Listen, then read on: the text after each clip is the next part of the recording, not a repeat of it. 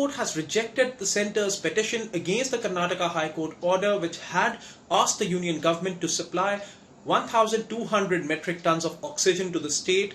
The top court held that it cannot leave people of Karnataka in the lurch and observed that the high courts cannot remain silent if people are dying in their respective states. Also, the top court pulled up the centre and warned them that if they don't comply with the top court's order to supply 700 metric tons of oxygen to Delhi every day, the court will be compelled to pass any coercive order.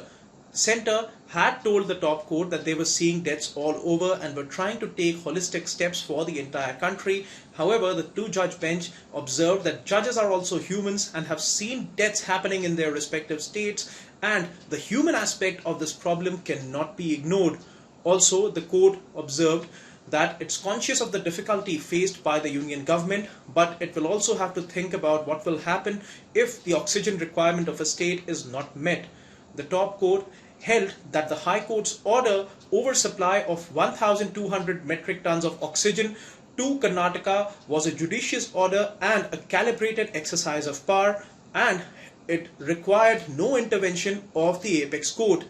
Centre submitted that it will create great difficulty if all high courts start passing orders for supply of oxygen to the state, and told the top court that the entire stock of oxygen should be handed over to the high court, which will be decided over distribution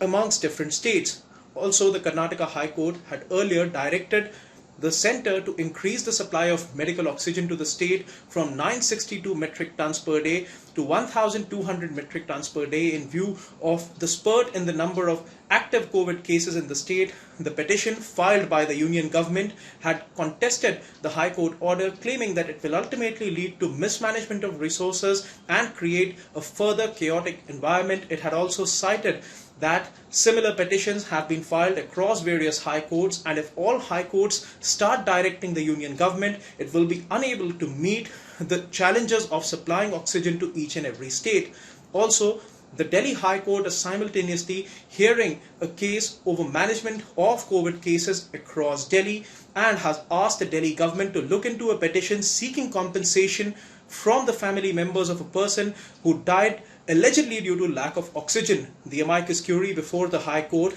had spoken that they have already established a contact with a technological company for bed availability display, and Google is also ready to help. Delhi government informed the High Court that 4 oxygen plants in the city are already operational and work on one more is going on. It's likely to be completed by the 9th of May.